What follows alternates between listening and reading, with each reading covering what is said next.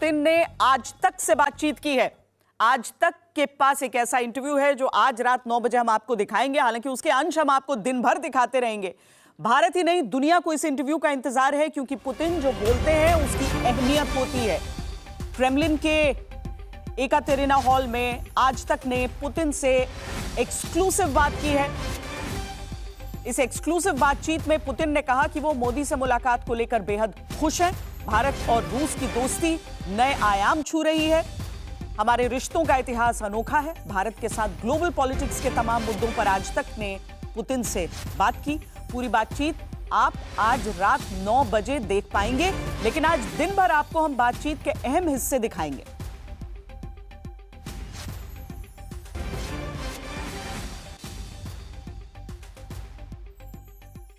नमस्कार, आप देख रहे हैं आज तक। आपके साथ मैं हूं अंजना ओम कश्यप और हम इस वक्त मॉस्को में क्रेमलिन में मौजूद हैं और आप अपनी नजरों के सामने इतिहास बनते देखेंगे। कहते हैं ना कि दो पुराने दोस्त जब मिलते हैं तो आपस में खूब हंसी मजाक चुटकुले करते हैं और कमरे में बैठे बाकी लोग असहज महसूस करने लगते हैं। और ये मैं इसलिए कह रही हूं क्योंकि जब रशिया के राष्ट्रपति व्लादिमीर पुतिन 2 दिन के दौरे पर भारत में प्रधानमंत्री नरेंद्र मोदी से मिलेंगे तो पूरे विश्व के अनेकों देशों की नजरें उन दोनों पर टिकी रहेंगी। देखिए, व्लादिमीर पुतिन विश्व के सबसे प्रभावशाली नेताओं में से एक है और जो फैसले वो लेते हैं उससे सिर्फ रूस ही नहीं बल्कि अनेकों देश प्रभावित होते हैं और उनके व्यक्तित्व के इर्द गिर्द हमेशा एक रहस्य जरूर बना रहा है।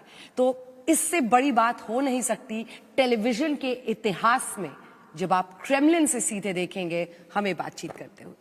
नमस्कार, मैं हूं गीता मोहन और हमारे साथ जुड़ रहे हैं रूस के राष्ट्रपति व्लादिमीर पुतिन। बहुत लंबे समय तक वो रूस को रूल करते रहे और इस पूरे दौर में उन्होंने बहुत कुछ देखा। युद्ध देखे, इकोनॉमिक रिसेशन देखा, लेकिन उन्होंने लीडरशिप भी देखा। बोरिस येल्त्सिन से लेकर डोनाल्ड ट्रंप तक, अटल बिहारी वाजपेयी से लेकर मनमोहन सिंह तक और फिर नरेंद्र मोदी तक। उन्होंने न केवल भारत, दुनिया को बदलते और उभरते देखा। राष्ट्रपति पुतिन, आपका बहुत बहुत धन्यवाद आज तक पर हमारे साथ आने के लिए। पूरे विश्व में और हिंदी चैनल के तौर पर सबसे बड़ा यही नेटवर्क है जिसको पूरी दुनिया देखती है और आज तक पर तमाम भारतीय आपको सुनने वाले हैं। सबसे पहले तो आप कैसे हैं? मैं उम्मीद करता हूं कि आपको रूस, मॉस्को और क्रेमलिन, जहां हम काम करते हैं, आकर अच्छा लगा होगा।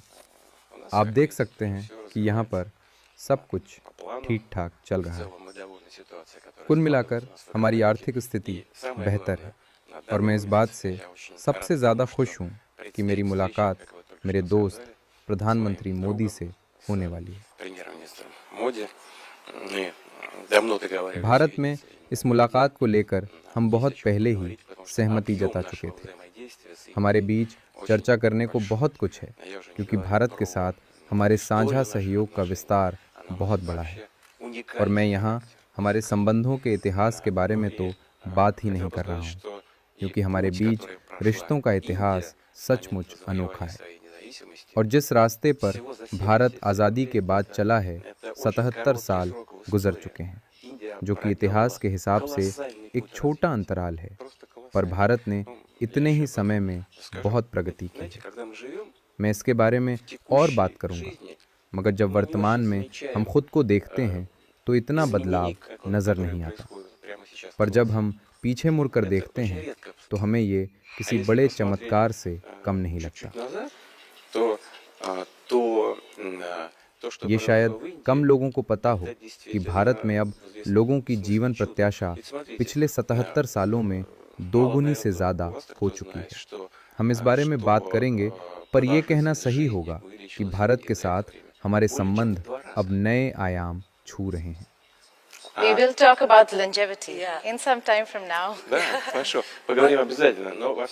मुझे बहुत खुशी है कि मुझे प्रधानमंत्री मोदी के साथ मुलाकात का मौका मिल रहा है और ये केवल व्यापार के लिए ही नहीं है।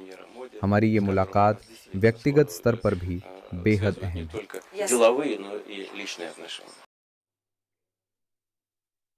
स्टूडियो में अपने मेहमानों से भी हम बात करेंगे, लेकिन जल्दी से हम पहले मॉस्को लिए चलते हैं आपको, जहां से अंजना हमारे साथ जुड़ रही है। अंजना, सबसे पहले वही सवाल जो आपको लगता है, मुझे जिन जिन को पता चला कि ये इंटरव्यू हुआ है, जिन्होंने आपसे पूछा होगा कि अनुभव कैसा रहा व्लादिमीर पुतिन से मिलने का?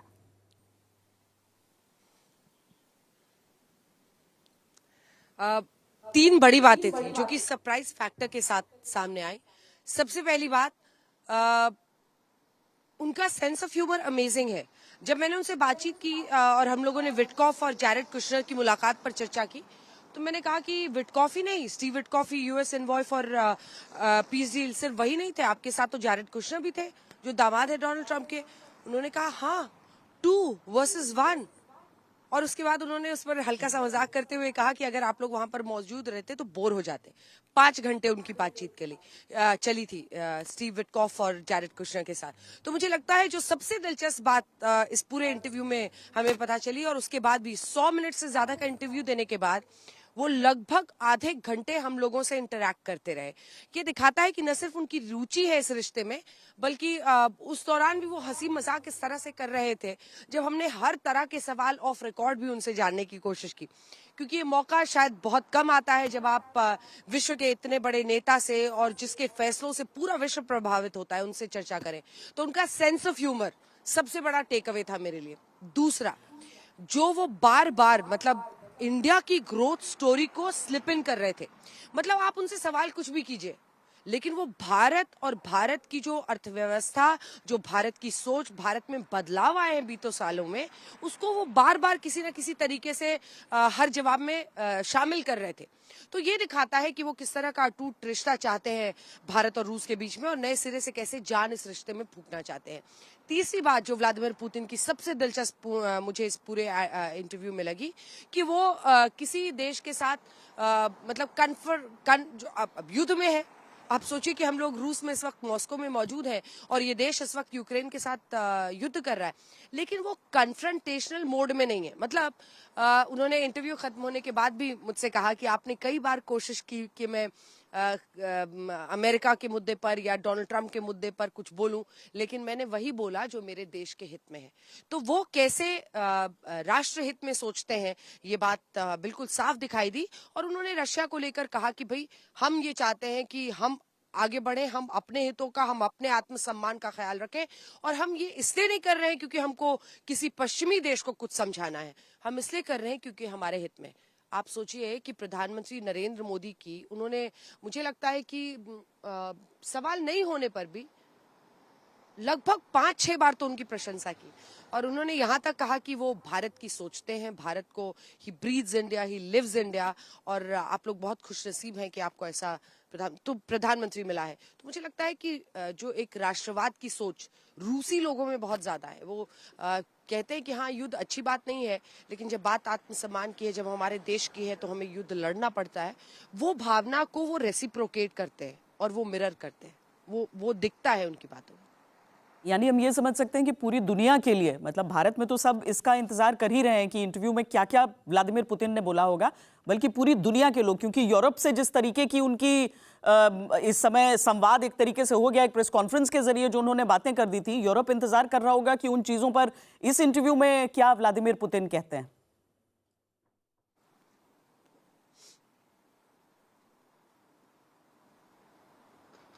बिल्कुल। और आप देखिए कि जब राष्ट्रपति पुतिन का एक यूक्रेन के साथ युद्ध चल रहा है, और ये सवाल मैंने उनसे पूछा था सीधा कि देखिए अब इस युद्ध को लेकर 2 नजरिए हैं।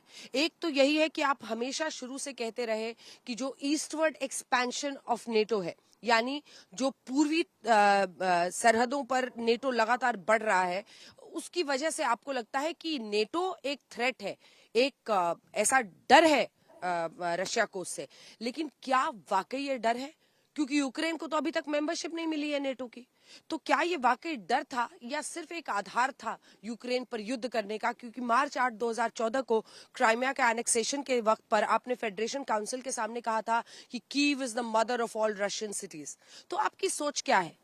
मतलब आप ये युद्ध क्यों लड़ रहे हैं? और जब नेटो का मेंबर ही यूक्रेन नहीं है, तो आप यूक्रेन पर युद्ध कर रहे हैं। तो क्या ये जो आपकी एक पुरानी सोच है कि रूस और जो यूएसएसआर सोवियत यूनियन था वो सब हमारे हिस्से हैं, कीव हमारे रशियन सिटीज का सबसे बड़ा वो है, क्या वो सोच प्रतिबिंबित होती है? इस पर उन्होंने बहुत दिलचस्प जवाब दिया था। उन्होंने कहा था कि मैंने नहीं कहा है, ये यहाँ का कोट है, और ये बात हर जगह कही जाती है पूरे रशिया में, पूरे यूएसएसआर में, कि भाई Kyiv is the mother of all Russian cities, यानी जो कीव है वो रूसी शहरों की माँ के समान है। तो ये दिखाता है कि वो जो उनकी सोच है इस पूरे इलाके में। तो सब अब नेटो, यूरोप कैसे इस युद्ध को देखता है, अमेरिका कैसे इस युद्ध को देखता है, ये सब पर नजर रहेगी। लेकिन एक और बात बहुत दिलचस्प थी कि कई बार जब हम उनको बार बार अमेरिका, यूरोप, नेटो इन मुद्दों पर चर्चा कर रहे थे, वो धीरे से इंडिया की स्लिप इन कर रहे थे ग्रोथ स्टोरी।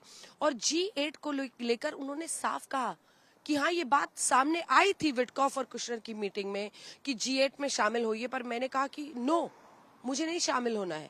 क्योंकि G7 अगर 2014 में क्राइमिया के एनेक्सेशन के बाद G8 से बाहर कर दिया गया था रूस को, उन्होंने कहा कि नहीं, मुझे इसमें शामिल नहीं होना है। और उन्होंने फिर इंडिया की ग्रोथ स्टोरी कैसे रशिया, इंडिया, चाइना, रिक जिसकी हम बात करते हैं, ब्रिक्स, इन तमाम ऑल्टरनेटिव संगठनों का नाम लिया, जिससे वो साफ इशारा कर रहे थे कि अगर हम वाकई विश्व में एक नया वर्ल्ड ऑर्डर चाहते हैं, मल्टीपोलैरिटी चाहते हैं, तो जो पश्चिमी व्यवस्था है उसका जवाब यही ताकत है। और वो भारत की जमकर प्रधानमंत्री नरेंद्र मोदी की प्रशंसा कर रहे थे।